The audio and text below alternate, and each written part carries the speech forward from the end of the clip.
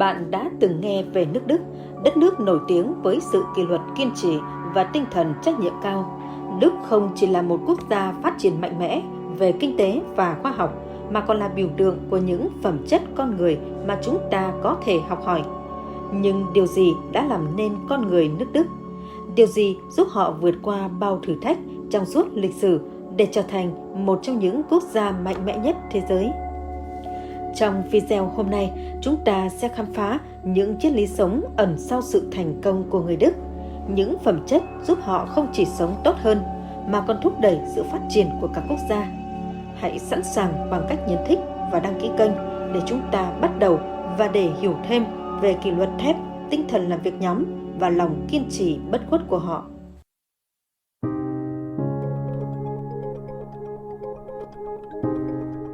Nói đến người Đức, điều đầu tiên mà chúng ta nghĩ đến có lẽ là tinh thần kỷ luật. Đây không phải là điều ngẫu nhiên mà là nền tảng của tất cả những thành công mà người Đức đạt được. Tinh thần kỷ luật không chỉ thể hiện qua việc tuân thủ nguyên tắc, mà còn qua sự tôn trọng thời gian và việc luôn làm việc dưới sự tập trung và tận tâm cao nhất. Ở Đức, thời gian là vàng bạc, không chỉ trong công việc mà trong cuộc sống hàng ngày. Sự kỷ luật giúp họ làm chủ cuộc sống. Việc đúng giờ là một nguyên tắc bất di bất dịch, không chỉ vì tôn trọng người khác mà còn là tôn trọng chính bản thân mình. Họ tin rằng nếu mọi người đều làm đúng trách nhiệm của mình, cả xã hội sẽ hoạt động trơn tru hơn. Tinh thần kỷ luật cũng được thể hiện qua sự chăm chỉ và hiệu quả trong công việc. Người Đức luôn chú trọng đến chất lượng hơn số lượng. Đối với họ, làm ít nhưng làm tốt vẫn hơn là làm nhiều nhưng cầu thả. Đây là triết lý đã giúp nền kinh tế Đức phát triển vững mạnh và đứng hàng đầu châu Âu. Chúng ta có thể thấy rõ điều này qua những tên tuổi lớn như Mercedes-Benz, BMW hay Siemens, những tập đoàn không chỉ nổi tiếng về công nghệ tiên tiến mà còn về chất lượng sản phẩm. Mỗi chiếc xe, mỗi thiết bị đều là kết quả của sự tỉ mỉ, tinh thần kỷ luật và không ngừng nâng cao chất lượng. Tinh thần kỷ luật không chỉ là một phẩm chất cá nhân mà là nền tảng để tạo ra thành công lâu dài. Đây cũng chính là bài học quý giá mà chúng ta có thể học hỏi từ con người nước Đức. Hãy bắt đầu bằng việc rèn luyện kỷ luật từ những điều nhỏ nhất trong cuộc sống và bạn sẽ thấy sự khác biệt. Sự kiên trì bền bỉ không bao giờ từ bỏ. Kiên trì, một từ mà người Đức hiểu rất rõ và luôn thực hiện trong mọi khía cạnh của cuộc sống. Từ lịch sử đau thương của hai cuộc chiến tranh thế giới cho đến việc tái thiết lại nền kinh tế từ đống đổ nát, người Đức luôn giữ vững tinh thần bền bỉ, không bao giờ từ bỏ. Sau khi Thế chiến thứ hai kết thúc, nước Đức đã phải đối mặt với sự tàn phá khủng khiếp. Tuy nhiên, nhờ tinh thần kiên trì, không khuất phục trước khó khăn, người dân Đức đã xây dựng lại một đất nước hùng mạnh từ đống đổ nát. Đây là minh chứng cho việc không ngừng nỗ lực, dù có bao nhiêu thử thách. Hãy nhìn vào những thương hiệu hàng đầu như Adidas, một công ty khởi đầu từ một xưởng giày nhỏ ở Bavaria. Nhưng nhờ sự kiên trì và quyết tâm, họ đã vươn lên thành một trong những hãng sản xuất dụng cụ thể thao lớn nhất thế giới.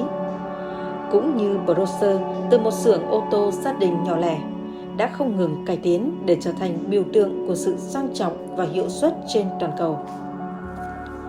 Ví dụ điển hình về tinh thần kiên trì của người Đức chính là câu chuyện của Albert Einstein. Trước khi trở thành nhà khoa học vĩ đại, ông từng bị coi là kém cỏi trong trường học và bị từ chối nhiều lần khi xin vào làm việc.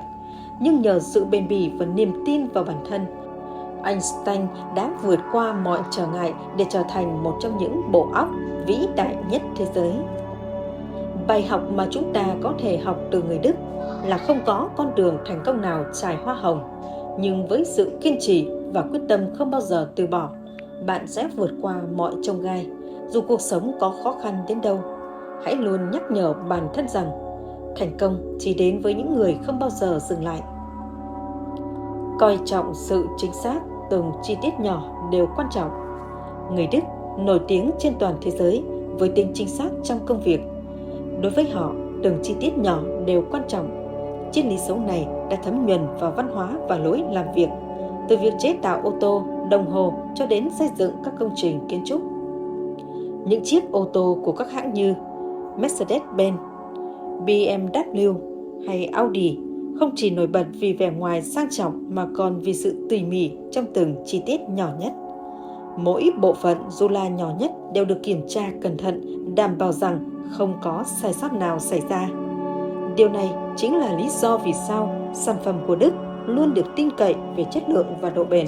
Không chỉ trong lĩnh vực công nghiệp, người Đức còn áp dụng sự chính xác vào cuộc sống hàng ngày. Trong nghệ thuật nấu ăn, họ cũng coi trọng từng bước nhỏ. Một món ăn ngon không chỉ cần hương vị tốt mà còn phải hoàn hảo từ cách trình bày, cách nấu đến cách phục vụ. Ví dụ điển hình là Otto Bock, một công ty hàng đầu về công nghệ y tế. Sản phẩm chân giả của họ không chỉ có độ chính xác cao về kỹ thuật mà còn mang lại sự thoải mái tuyệt đối cho người dùng. Từng chi tiết nhỏ trong thiết kế đều được chú trọng, giúp cải thiện cuộc sống của hàng triệu người trên khắp thế giới. Sự chính xác không chỉ là một đức tính mà còn là chìa khóa dẫn đến thành công lâu dài. Người Đức hiểu rằng nếu bỏ qua những chi tiết nhỏ, có thể kết quả cuối cùng sẽ không hoàn hảo. Họ không bao giờ cho phép sự sơ suất tồn tại, bởi đối với họ, chất lượng là điều tối thượng.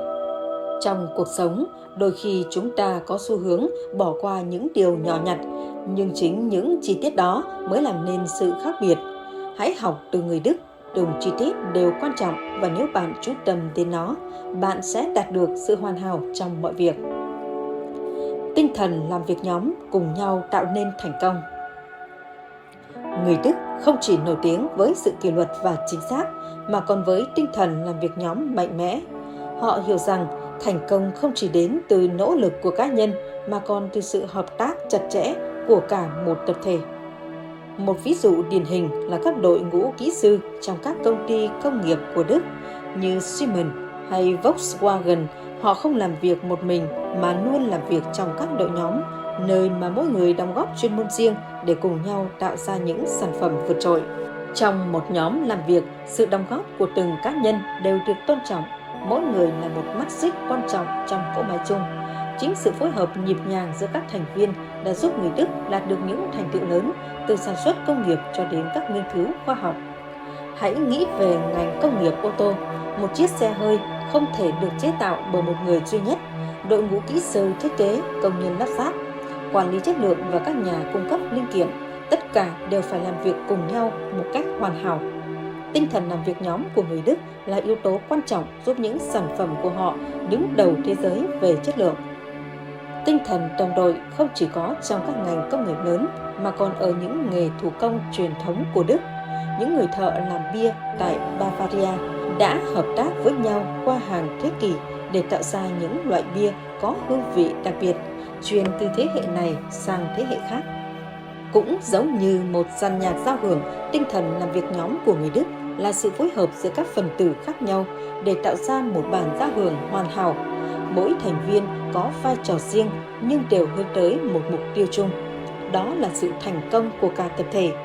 Tinh thần làm việc nhóm chính là một yếu tố không thể thiếu để đạt được những thành tựu to lớn.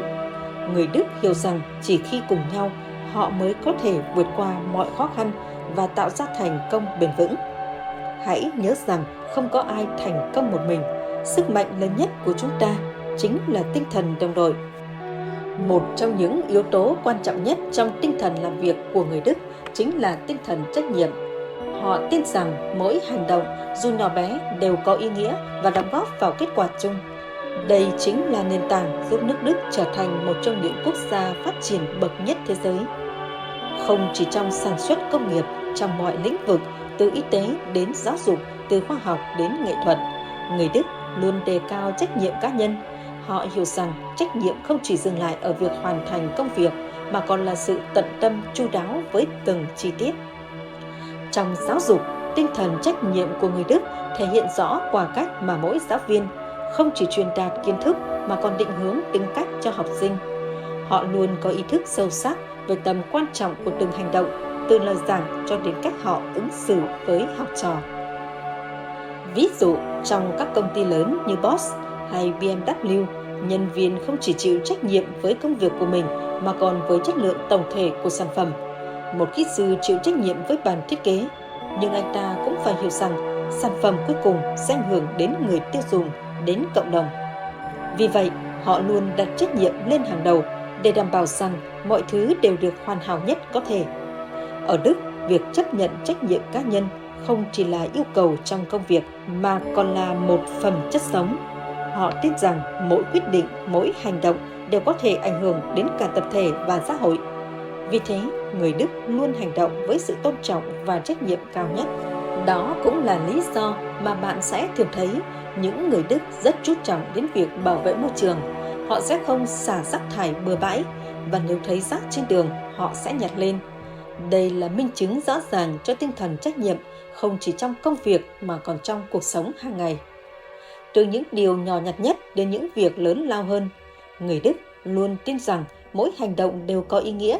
Họ sống với tinh thần trách nhiệm, biết rằng mỗi quyết định, mỗi lựa chọn của họ đều góp phần vào một bức tranh lớn hơn. Và chính tinh thần này đã giúp Đức xây dựng được một xã hội văn minh, bền vững và thành công. Bài học từ con người Đức. Khi nhìn vào con người Đức, chúng ta không chỉ thấy một quốc gia với nền kinh tế phát triển vượt bậc, mà còn thấy một xã hội được xây dựng trên những giá trị tinh thần sâu sắc, kỷ luật, kiên trì, sự chính xác, tinh thần làm việc nhóm và trách nhiệm cá nhân. Bài học mà chúng ta có thể rút ra từ con người Đức là thành công không phải là điều may mắn, mà là kết quả của một quá trình không ngừng nỗ lực, của sự kiên trì với mục tiêu và cam kết với bản thân cũng như cộng đồng. Tinh thần của con người Đức chính là minh chứng cho việc mỗi chúng ta đều có thể tạo ra những điều tuyệt vời nếu sống và làm việc với tinh thần trách nhiệm, không ngừng cải tiến và không bao giờ từ bỏ. Hãy để những giá trị đó trở thành động lực cho hành trình của chính bạn. Con người Đức đã chứng minh rằng thành công không phải chỉ là tài năng hay sự may mắn, mà là kết quả của một quá trình dài của sự kiên trì, cống hiến và tinh thần trách nhiệm. Những giá trị này không chỉ thuộc về nước Đức mà còn là những bài học mà mỗi chúng ta đều có thể áp dụng vào cuộc sống hàng ngày. Bạn cũng có thể bắt đầu từ chính mình. Hãy kiên trì theo đuổi mục tiêu, coi trọng từng chi tiết nhỏ trong công việc và hãy nhớ rằng mỗi hành động của bạn đều có ý nghĩa. Sự thành công sẽ đến khi bạn sống và làm việc với sự cam kết cao nhất. Hãy bắt đầu ngày hôm nay. Hãy đưa tinh thần kỷ luật, kiên trì và trách nhiệm vào hành động của bạn, và đừng quên rằng mọi thứ bắt đầu từ bạn. Bây giờ là thời điểm để hành động. Nếu bạn thấy video này truyền cảm hứng, hãy nhấn thích và chia sẻ. Đăng ký kênh để không bỏ lỡ những bài học tiếp theo. Hãy để chúng ta cùng tạo nên sự thay đổi.